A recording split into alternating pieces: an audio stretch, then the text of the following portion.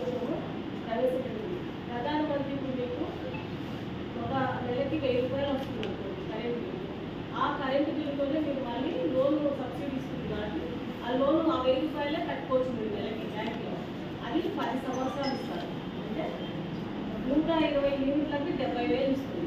70,000కి మీకు బ్యాంకు 30,000 ఇస్తుంది. Central government 30,000 ఇస్తుంది. కానీ 120 యూనిట్లు సరిపోదు ఎవరికి. కాబట్టి దాన్ని ప్రయారిటీ తీసుకోవడం లేదు. 200 యూనిట్లకు 1,40,000 అవుతుంది. దానికి సెంట్రల్ గవర్నమెంట్ 60,000 ఇస్తుంది, స్టేట్ గవర్నమెంట్ 20,000 ఇస్తుంది. మీరు స్టార్టింగ్ లోన్కి మీరు ఏ విధమైన అమౌంట్ కట్టాల్సిన అవసరం లేకుండా స్టేట్ గవర్నమెంట్ 20,000 బ్యాంక్కి డైరెక్ట్గా వేస్తుంది. కాబట్టి మీరు ఓన్లీ అప్లికేషన్ ఫిల్ చేసి ఇవ్వడం మాత్రమే జరుగుతుంది. ఈ 360 యూనిట్లు వచ్చేసి 2 లక్షల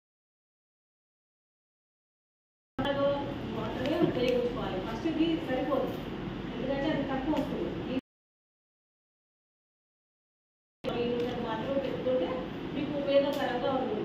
ఈ 340 యూనిట్లకు వచ్చేసి సెంట్రల్ గవర్నమెంట్ 8,000, స్టేట్ గవర్నమెంట్ 20,000 ఇస్తుంది.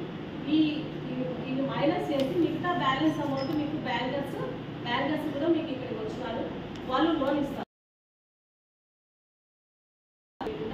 మీరు అక్కడికి వెళ్ళి మీరు అప్లికేషన్స్ ఇస్తే మీకు లోన్ ద్వారా ఈ సోలార్ అనేది మీకు లోన్ అమౌంట్ కూడా నెల నెల కట్టాల్సి వస్తుంది. అది కరెంటు బిల్లు ఎలాగో వస్తుందో మీరు అలా విధంగా కట్టాల్సి వస్తుంది. మనకు ఈ ఏకోలు వచ్చేసి కర్ణాటక బ్యాంకు దత్తత తీసుకుంది ఈ గ్రామాన్ని.